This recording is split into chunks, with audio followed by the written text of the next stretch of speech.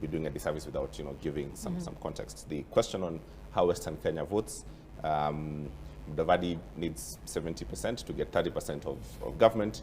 I'd like to get your views on that. And also Mike Sonko, shifting his base and getting to, Kenya Kwanza. What does that do in specifically the Mombasa, contestation race? Let's start with you from Western. Yes.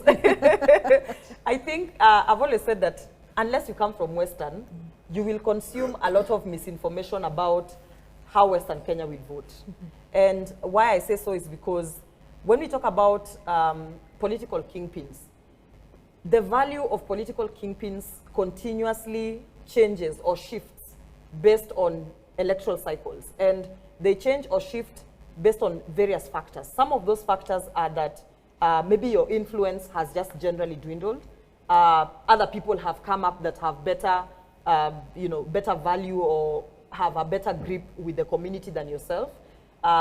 Certain factors such as the electorate becoming more and more informed, because what I've realized about the Kenyan elections is that the more we hold elections, the more Kenyans are getting informed about the value of an election, what kind of leaders to vote for, what influence these leaders, if any, have on them. And we are becoming more and more advanced in our way of thinking around elections.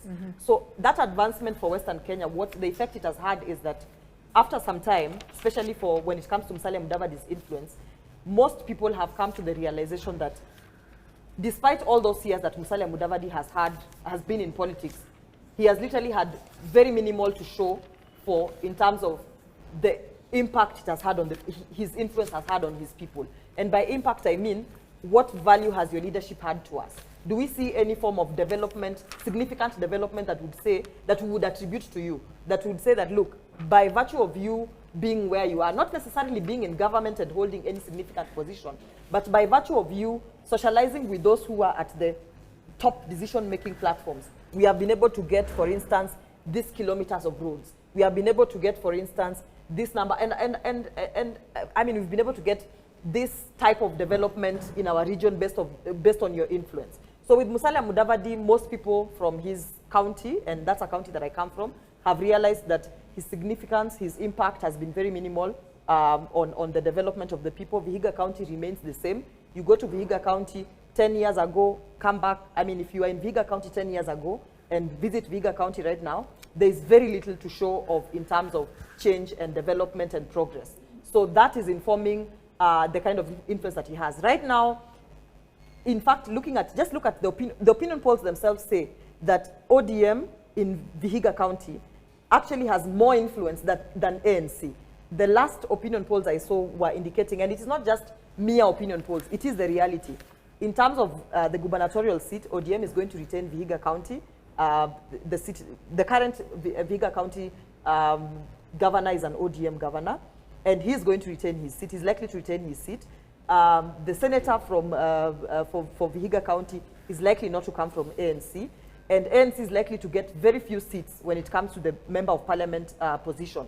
So, when you're talking about 70% of the vote, you should begin from your own backyard. That give us that 70% in your own county before you even think about the other 4 counties from Western Kenya. ODM's influence in the other counties is also quite significant. With the introduction of the other political parties such as DAP, DAP seems to control a particular section of Bungoma, but ODM's influence in Kakamega is still quite significant and quite relevant.